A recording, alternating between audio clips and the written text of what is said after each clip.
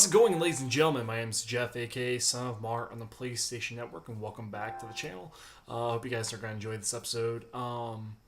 Today I found out something I wasn't really expecting. I saw on NeoGAF a few weeks ago, and I kind of wrote it off like, oh, it's just, normal NeoGAF stuff that sometimes pop up. But it gained a lot of traction, and a lot of stuff started to kind of pour out that really started connecting the dots, and I looked at Reddit.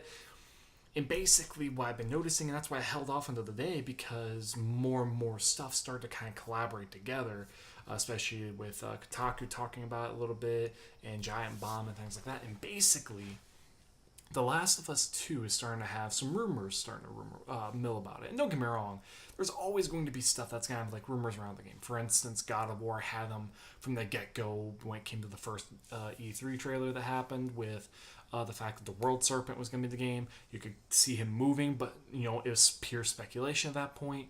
Same thing with the locations, the type of game it was going to be. Is it going to be open world, semi-open world?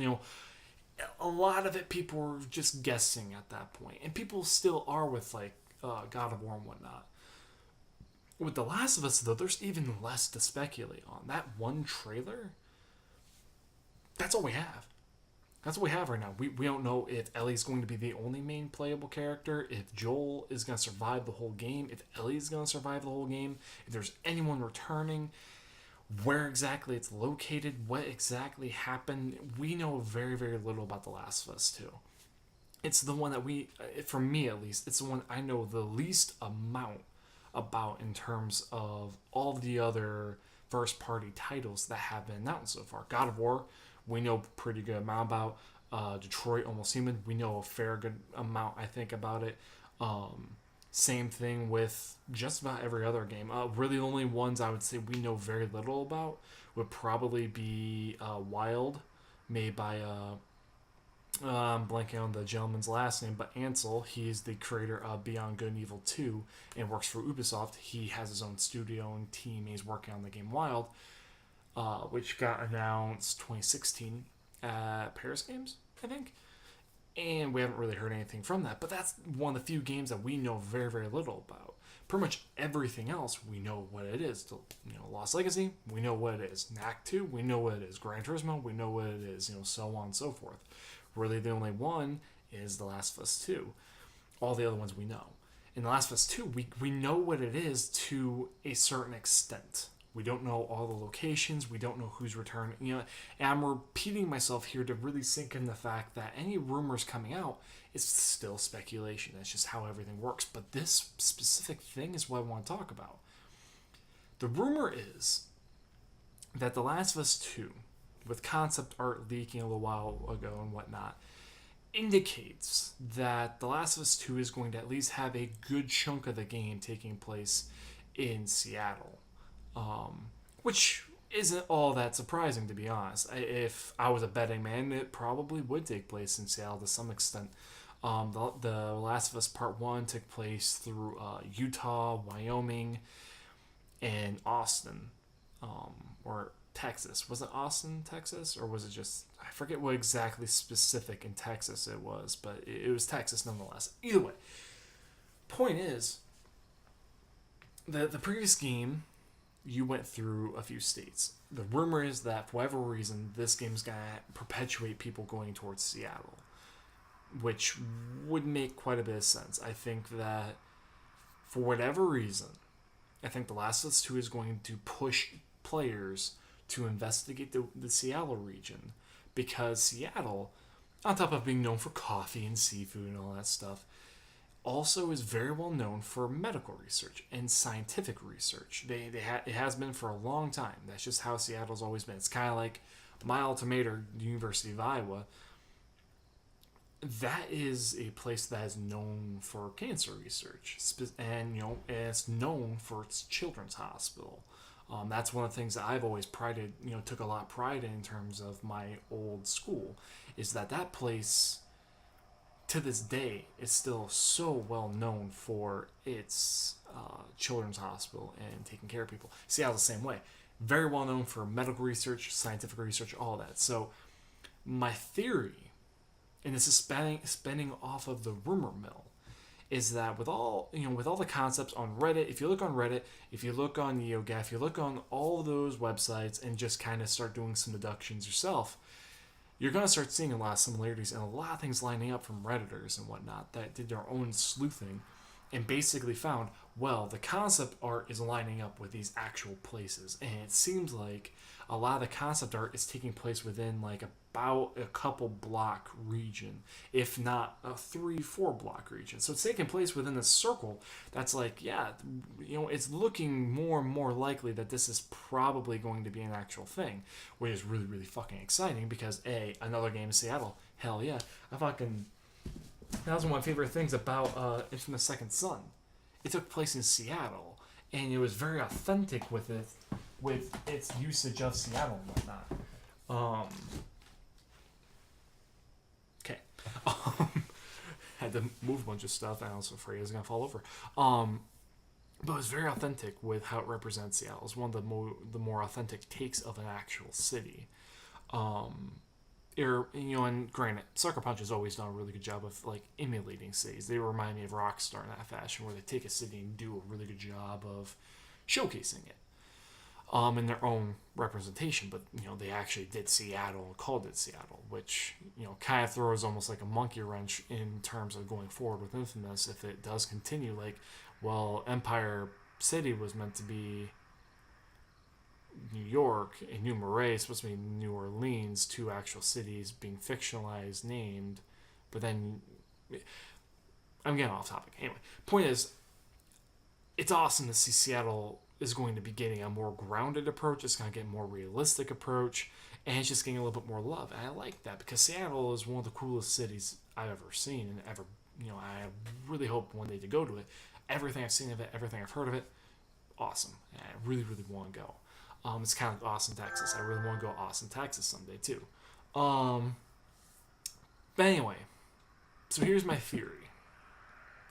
My theory is that, for whatever reason, Ellie finds out that there's there's research somewhere that can figure out a way to get rid of the infection and can basically eradicate the clickers and everything. So she finds new hope, basically. But she also gets extremely angry because potentially Joel knew about this and never told her, or he kept this thing kind of hidden from her or secret from her or whatever. Sorry, really late. Jesus.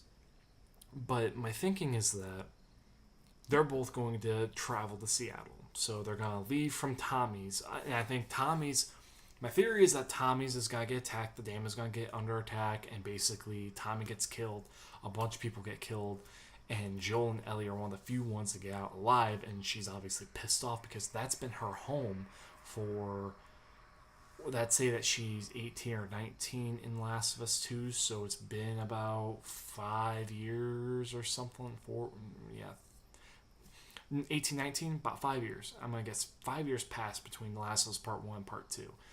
5 years of being in a place, in a home, having a job, having stability, in a world that doesn't really have stability.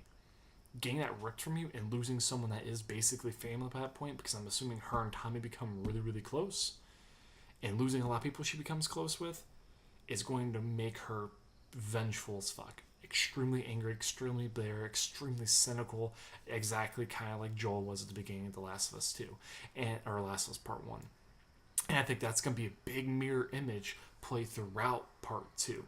That Joel was a vengeful, angry person, and was bitter and cynical because of what happened to his daughter, and for those 20 years became a hardened fucking man.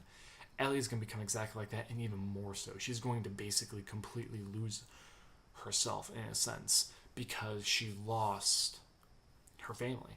And that's a theory I have. But that's going to kickstart everything to eventually she's going to find out that, there's research and materials that it will figure out a way for a cure to potentially be made. Or at the very least, will give some semblance of an idea of this is maybe how a cure can be made, or where more information can be stored, whether it's related to the Fireflies or just scientists in general, whatever. She's going to find it, and she's going to want to search it in Seattle, which is why they're going to float up to Seattle. They're going to search the buildings. They're going to look through everything, and they're going to obviously probably come in contact with, rebel factions of Fireflies or whatever. And here's my suspicion. My suspicion is Seattle's going to be a big turning point in the game. I think it's going to be the kickstart to basically Act 2. Because I think, kind of like The Last of Us Part 1, The Last of Us Part 1 was basically 3 acts with a prologue and an epilogue. The prologue being, obviously, Austin. The first act being, going through the 20 years later, going up until basically right before winter. No, right before fall. So pretty much, going through the autumn-summer period. And then Act 2 would be basically fall/winter, and then Act 3 would basically be the end of the game, and then the epilogue would be obviously them going back to Tommy's. Now, granted, there could be argument that it's a 4-act because each of the seasons, and then you have the prologue and epilogue. Personally, I think it's a 3-act, but I don't know, whatever. I'm not gonna get into semantics. Point is, I think this game with Act 2 is gonna kickstart with them going to Seattle. And when they get there, when they're leaving, they get attacked and separated, and Joel gets bitten. And that's going to kickstart Act 2, where it's going to be basically Ellie's going to be vengeful and angry, but also desperate because she needs to figure out a way to help Joel. He's all she has left. And she's terrified and scared and angry. And she wants to basically just destroy the people that attacked her people, but also somehow find some way to keep Joel, her dad, basically alive. And I think throughout the next act, that Act 2, she's going to find out that he lied to her. Because he's on death's door. He's on death's door, basically. And he's going to confess, I lied to you. There was an opportunity that you could have cured this. I didn't want to take that chance because it wasn't 100%. There's a chance you would have died. There's a chance you could have cured it and died. But there's a chance that nothing would have been benefited from it. And I wasn't willing to lose you. I didn't want to lose you. And that's a powerful thing to say. But more importantly, for me, that's a big pressure point. Because he's all that she has left. And she's going to feel angry and betrayed by that. But she's also, I think, going to be somewhat understanding to an extent. But she's not going to be forgiving necessarily either. So that's kind of a theory I have, and granted, it could be way off base. My timeline could be wrong. Maybe the reason why they go to Seattle, and that actually is the start of Act 2, is because Joel gets bit at the end of Act 1, and the entire Act 2 is them trying to figure out in Seattle some cure, or where maybe some type of cure could be. With Act 2 ending on a very morbid note that there isn't a cure, that Joel's fucked, that Joel is going to die. No matter what, that's what's going to happen. And that's actually something I would not put past Neil and company at Naughty Dog to kill off Joel. But someone, my buddy, when I was talking about it earlier, he pointed out something. He was like, don't put it past Naughty Dog to completely play with what your expectations are. They've done that already. I was like, what do you mean? They're like, they did that with The Last of Us already. With how it ended, you expected that to be kind of somehow everything would be okay, but it wasn't. And I was like, okay, fair point, yeah, all right. He was like, but they even did that with Uncharted 4 when you think about it. Everyone expected either Nathan, Elena, Sam, or Sully to die. One of the main 4 was gonna get killed off in Uncharted 4, and it didn't happen. In fact, they all kind of lived happy ever after in their own sense and way. And I was like, yeah, you know what, you have a good point. Everyone expected that. So with The Last of Us 2, my suspicion is, especially with the E3 trailer, or the E3 trailer, or the PSX trailer, I expect Joel to die. But I feel like that's the wrong thing to expect. I feel like somehow with Part 2, it's going to revert back to Ellie sacrificing herself to save humanity. And I think that's how the series is actually going to end, with Joel actually having to give up Ellie. I think that's going to be a big point that they're going to come back to, potentially. But we'll see. So, hope you guys liked the episode. Hope you guys liked the conversation. Please let me know what you guys think of what all the rumors are and whatnot with The Last of Us 2, and what you think of the concept art and whatnot, and locations and story and whatever else I brought up today. Hit the like button, subscribe, and all that if you guys like what I do. And I'll catch you guys later.